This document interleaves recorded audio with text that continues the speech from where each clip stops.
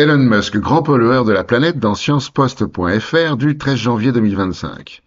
Une enquête publiée par le Wall Street Journal le 24 novembre 2024 rend compte des accusations de violation des normes anti-pollution à l'encontre des usines Tesla. Dans l'usine Gigafactory Texas, située à Austin, où est produit le Cybertruck, un four de fonderie défectueux a continué de fonctionner durant des mois, libérant des substances toxiques dans l'atmosphère, une exposition des ouvriers à des températures au niveau du sol pouvant atteindre les 100 degrés. De plus, l'usine aurait déversé plus de 980 000 litres contenant de l'hydroxyde de sodium dans le réseau d'égouts de la ville d'Austin pendant 3 jours en septembre 2024. L'usine Tesla de Fremont, en Californie, aurait violé les règles anti-pollution durant 5 ans. 112 infractions au permis de pollution atmosphérique auraient été commises, auxquelles s'ajoutent 75 nouvelles notifications depuis la dernière mise en demeure. À la suite de cet article, l'Environmental Protection Agency et le Texas Commission on Environmental Quality ont ouvert une enquête. Les ailes des anges brûlent dans Libération.fr du 13 janvier 2025. Les incendies qui encerclent Los Angeles ont fait 24 morts selon un bilan provisoire au 13 janvier.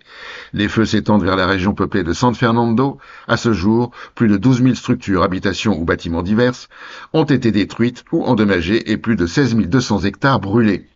Un couvre-feu entre 18h et 6h du matin est désormais en vigueur face au pillage dans les zones sinistrées ou évacuées.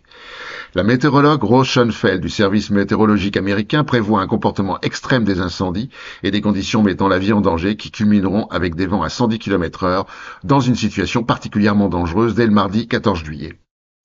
Donald Trump s'en est pris à la gestion des feux par les dirigeants locaux avec cette déclaration tout en nuances. Les politiciens incompétents n'ont aucune idée de la manière de les éteindre. Ce qui aidera sans doute les milliers de pompiers dans leur périlleuse mission. Climat, c'était mieux avant dans France24.com du 10 janvier 2025. C'est donc fait, l'Observatoire Copernicus confirme vendredi 10 janvier 2025 que l'année 2024 est la première à dépasser les 1,5 degrés de réchauffement par rapport à la période pré-industrielle atteignant 1,6 degrés. L'objectif des accords de Paris est désormais inatteignable, ce qui ne surprendra personne. Jochem Marotzke, climatologue et océanographe à l'Institut Max Planck de météorologie de Hambourg en Allemagne, indique que l'objectif de 1,5 degré, c'est pratiquement déjà de l'histoire ancienne. Quiconque continue à propager que le monde peut rester en dessous se fait des illusions. Nous devons faire face à la réalité et nous adapter à ce réchauffement croissant. Certains se prennent pourtant à rêver à une réversibilité de la situation, et c'est bien un rêve. Faire chuter la température mondiale nécessiterait que l'on capture des milliards de tonnes de CO2 dans l'atmosphère. Par exemple, pour réduire de 0,1 degré la température globale, selon une étude publiée le 9 octobre 2024 dans la revue Nature, il faudrait pouvoir absorber au moins 150 milliards de tonnes de CO2, soit l'équivalent de 4 années d'émissions mondiales, en imaginant que l'ensemble des activités soit neutre en carbone. À titre de comparaison, aujourd'hui, seulement 2 milliards de tonnes sont éliminées chaque année par les activités humaines, essentiellement via la reforestation, dont 2 millions de manière permanente, grâce aux solutions plus technologiques. Rappelons que l'année 2024 a battu le record d'émissions de CO2 avec 37,4 milliards de tonnes. Il faut désormais s'attendre à largement dépasser les 2 degrés de réchauffement dans les années qui viennent. Les coûts dont on ne parle pas dans notre planète.info du 6 janvier 2025. Un rapport de l'ONG Christian Aid intitulé Counting the Cost 2024, A Year of Climate Breakdown recense les catastrophes climatiques les plus coûteuses de l'année 2024. Commençons par les États-Unis, pays le plus touché.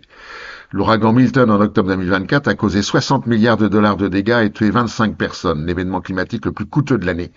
L'ouragan Helen, qui a frappé les États-Unis, Cuba et le Mexique en septembre, a causé 55 milliards de dollars de dégâts et tué 232 personnes.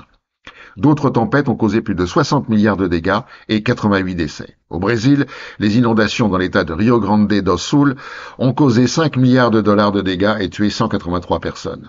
Les inondations en Chine ont causé 15,6 milliards de dollars de dégâts et tué 315 personnes.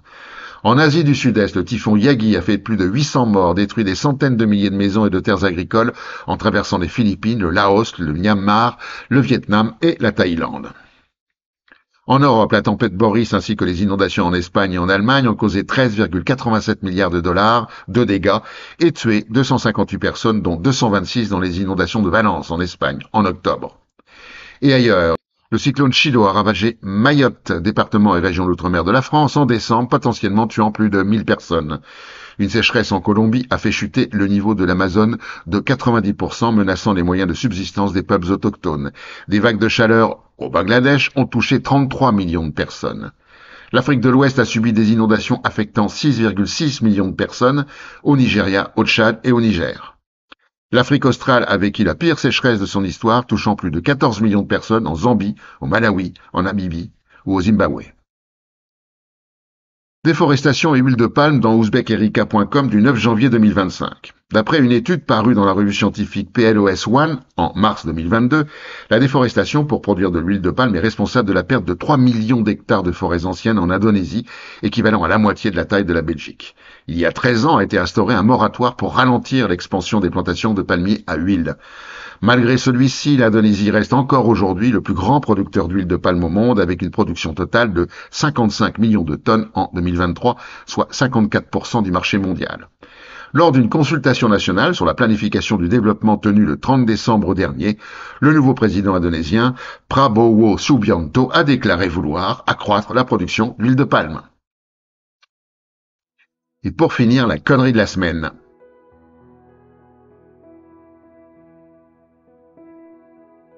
À la prochaine fois.